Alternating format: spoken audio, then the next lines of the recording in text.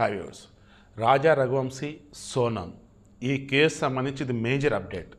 ఈ మధ్యలో కొన్ని వచ్చిన సరే నేను ఇవ్వలేదు. ఈరోజు సోహ్రా కోర్టులో ఛార్జ్షీట్ దాఖలు చేశారు పోలీసులు.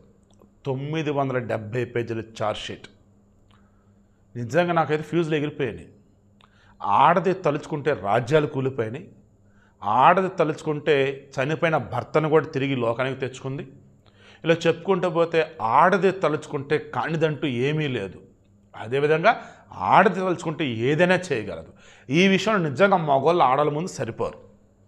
ఈ మాట కట్టుబడి ఉంటా. ఎంతో గొప్పగా ఆదర్శంగా ఉంటూ ఉన్నటువంటి మహిళలు మన సమాజంలో ఉన్నారు. ఇటువంటి సమాజంలో వామ్మో ఏంట్రా ఇలా ఉంది అని చెప్పేసి అనిపించుకునే అతి తక్కువ మంది ఆడవాళ్ళు కూడా మన సమాజంలోనే ఉన్నారు. సోనం, రాజ్ కుష్వాహా వీళ్ళిద్దరు రిలేషన్లో ఉన్నారు. అసలు ట్విస్ట్ ఏంటంటే రాజు కుష్వాహా గాడికి ఆల్రెడీ పెళ్ళైందంట. ఆ ట్విస్ట్ నాకు ఇప్పుడు తెలిసింది. సోనంకి పెళ్ళి కాక ముందు నుంచే రాజుగారితో రిలేషన్లో ఉంది. రాజా రఘువంశీతో పెళ్ళైన తర్వాత రాజ్ కుష్వాహా గారితో సెక్సువల్ కలిసింది. రాజాతో మాత్రం కలవలేదు. రాజాని చంపితే ఇక రాజ్ కుష్వాహా గారితోనే ఊరేగొచ్చు అని చెప్పేసి రాజా రఘువంశీని చంపడానికి స్కెచ్ వేసింది సోనం.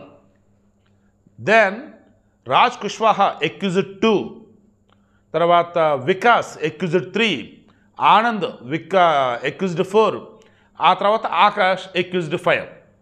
First accused 1 Sonam.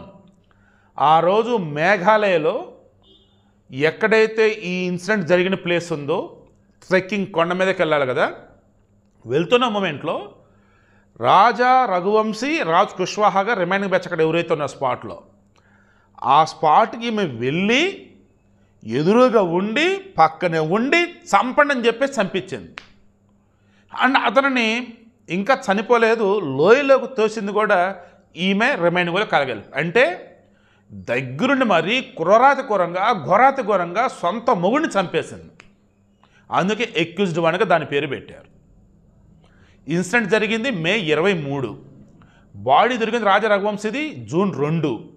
ఇది వచ్చేసి ఘజీపూర్ ఉత్తరప్రదేశ్ పట్టుబడింది. ఎప్పుడు నాటకాలు ఆడుతూ నన్ను వదిలిపెట్టరాదనిదని జూన్ 8. ఈ మధ్యలో ఏం చేసింది, మధ్యప్రదేశ్లోని ఇండోర్కే మరలా వచ్చి అక్కడ ఉంది. దెన్ ఆ ఆస్తి డీలర్ ఒక అతను ఉన్నాడు, వాడి పేరు జేమ్స్. వీడికి అనుబంధ ఛార్జ్షీట్ రెడీ చేస్తామని చెప్పారు. వీడికి అండ్ ఆ ఇల్లు తలదచ్చుకున్న ఇల్లు ఉంది కదా తోమర్, వాడి పేరు. నెక్స్ట్ వచ్చేసి బబ్బులు, ఆ ఏరియా వాచ్మెన్ ఎవడైతే ఉంటాడు సెక్యూరిటీ, అతను. వీళ్ళ ముగ్గురు ఆల్రెడీ బెయిల్ మీద ఉన్నారు. వీళ్ళ మీద అనుబంధ ఛార్జ్షీట్ రెడీ చేస్తామని అంటున్నారు. ఎక్యూజ్డ్ ఉన్న 5 ఉన్నారే, వీళ్ళ మీద ఆల్రెడీ ఛార్జ్షీట్ వేశారు. 970 పేజీల ఛార్జ్షీట్. సో ఓవరాల్ ఈ కేసులో మొత్తం ఏంటి, ఒక ఆడదానికి ఉన్నటువంటి మదపిచ్చి కామం వల్ల పెళ్ళికి ముందే వేరేడితో ఉంటూ పెళ్ళైన తర్వాత మొగుడిని కలవనీయకుండా మరలా ఉంచుకున్నోడితోనే ఉంటూ, ఆ ఉంచుకున్నాడుకి ఆల్రెడీ పెళ్ళై ఉన్నా మరలా ఇది పెళ్లి చేసుకున్నా కూడా మొగుడితో కలవకుండా ఉంచుకున్నోడితో కలుస్తూ స్కెచ్ చేసి చంపేసిందంటే ఏమనాలి. ఈ స్కెచ్కి కానీ అది మొత్తం వాడిన డబ్బులు 20 లక్షల రూపాయలంట. నేను ఈ మధ్యలో ఎంత భయంకరమైనటువంటి స్టోరీ అయితే నేను వినలా చూడలా. అందుకే త్వరలో ఇదే స్టోరీ మీద సినిమా కూడా రాబోతూ ఉంది. సో ఈ కేసు సంబంధించిన మేజర్ అప్డేట్ అయితే ఇదే. నాకు తెలిసి ఇప్పుడు కూడా ఆ సోనం, రాజ్ కుష్వాహాగా వీళ్ళిద్దరికి ఉరిశిక్షలు పడకపోయినా సోనం ఒక్కదానికైనా ఉరిశిక్ష పడాలి. వాళ్ళిద్దరు పడితే సంతోషం. మిగతా ముగ్గురు ఎవరైతే వాళ్ళు కోఆపరేట్ చేసిన వాళ్ళు వాళ్ళకి యావజ్జీవ శిక్ష పడితే సంతోషం. ఆ పడత మీద పడుతున్నాయి కానీ అమలు చేయటంలా. ఉరిశిక్ష పడింది, జైల్లో పెట్టి మేపుతున్నారు. దానివల్ల ఏమవుతుంది, ఆ ఏడుంటే ఆడుంటేనేవరా అన్నట్టుగా ఉండిపోతే కొంతమంది. మళ్ళీ బయట ఉంటే కష్టపడాలి, లోపల ఉంటే బిందాస్ అన్నీ వాళ్ళే కదా, ఫుడ్ గిడ్డు అన్నీ మళ్ళీ ఏ చిన్న ప్రాబ్లం వచ్చినా వాళ్ళే చూసుకుంటారు. సో అంతేమైన మరలా చెప్తుంది, ఈరోజు దేశంలో ఘోరాలు నేరాలు పెరిగిపోతూనే ఉన్నాయి సోషల్ మీడియా వచ్చిన తర్వాత. కారణం ఏంటంటే బ్రహ్మాండంగా జైల్లో పెట్టి మేపుతున్నారు కాబట్టి. బయట ఉన్న వాళ్ళు వచ్చేసి ఎన్నెన్నో కష్టాలు పడుతూ ఉన్నారు కాబట్టి. నేను చెప్పింది మీకు అర్థమైందా? బట్ అబ్బాయిలైనా అమ్మాయిలైనా బీ కేర్ఫుల్. మీకు నచ్చితే హ్యాపీగా నచ్చినట్టు ఊరేగండి. ఆడలైనా మగోళ్ళైనా సుప్రీంకోర్టు తీర్పులే చెప్పింది.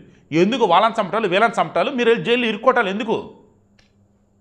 ఒకవేళ జైలులోనే ఉండాలి మీరు అనుకుంటే వెళ్ళి ఓ పోలీసుని కొట్టండి.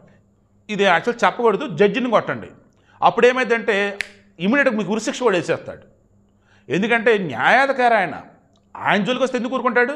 అయ్యా న్యాయమూర్తులను క్షమించాలి, నేను మిమ్మల్ని కొట్టమని ఏదో సలహా ఇవ్వటం కాదు, అది వీళ్ళ మూర్ఖత్వం అండ్ వీరికి ఉన్నటువంటి ఆ ఫ్రీడమ్ అనేది ఏదైతే ఉందో దానికి హద్దులు లేకుండా పోతుంది. కాబట్టి ఇట్లా అయినా సరే కంట్రోల్కి వస్తారని చెప్పింది తప్ప న్యాయాధికారులు మిమ్మల్ని ఏమి అనాలనే ఉద్దేశం నాకు లేదండి.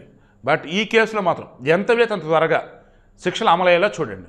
ఉరిశిక్ష మాత్రం అమలయ్యేలా చూడండి ప్లీజ్. ఇంకా తీర్పు ఇవ్వలేదు కదా మీరు, ఉరిశిక్ష అనేది తీర్పు అయితే ఇస్తారని ఆశిస్తున్నా.